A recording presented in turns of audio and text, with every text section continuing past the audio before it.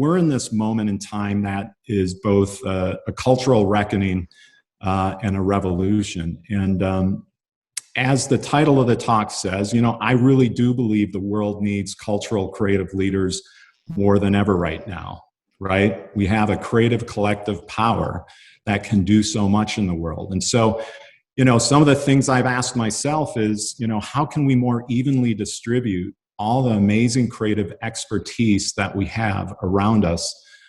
And more importantly, how do we take that and close the distance between the communities that have access to all this creativity and leadership and those that don't? So how do we close that gap? And so that's what I'll kind of be talking to you about, and I'll share my screen now. Okay, so as I said, I want to share with you what I believe are the creative leadership characteristics that we will need more of as we move into the future and continue to tackle what's in front of us and create positive cultural impact in the world. And I call this creative leadership, harnessing and applying it, this idea of equality by design. And I want to start with the moment I had with my daughter, Isla. She's a high school senior right now, an aspiring creative director. And she's going to be going off to college soon to study design. And by the way, I have not told her I'm using her in this presentation, so please keep this between us so she's not mad at me, okay? In any event, I took Isla down to the protest art murals in front of the Apple store in downtown Portland. And, I wanted her to see the important role that artists and designers play, and marketers, as visual storytellers in the moments that we have experienced this year.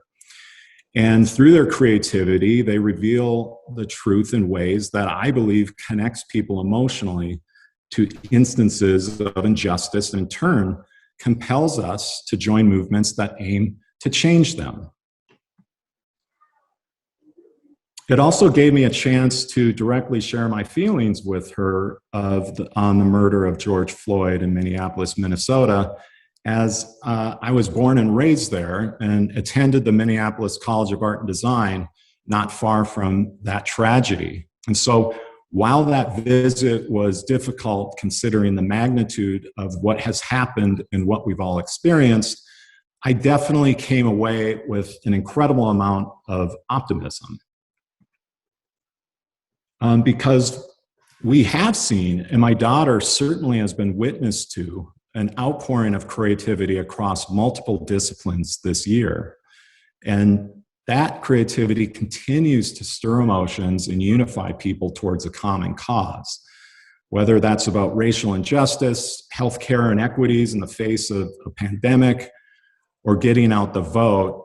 In all those cases, creativity has served as a catalyst, both inviting people into a conversation through inspiration or provoking both reflection and action. And when I say action, empowering people through education, services, and programs. And so, as I said, I believe there's this leadership persona that we need to lean into today and in the future. And I believe the most effective institutions, brands, creative leaders, and brand builders will need to have to drive the kind of cultural change we're looking for. And before I go, any further, I want to say when I say leader, I mean all of us certainly here tonight, whether you're a leader of one yourself, a leader of a team, or a leader of a brand. I also want to say in regards to the definition of a creative or creativity, everyone here tonight is creative. You can all use your imagination. You all have the ability to dream and ideate. You all have connections and a platform. So we're all in this together when we talk about creative cultural leadership. So these are the kind of traits that people can feel when they're around you through your actions, traits that, when we're intentional about expressing through our craft and can engage and work with others to create that level of change.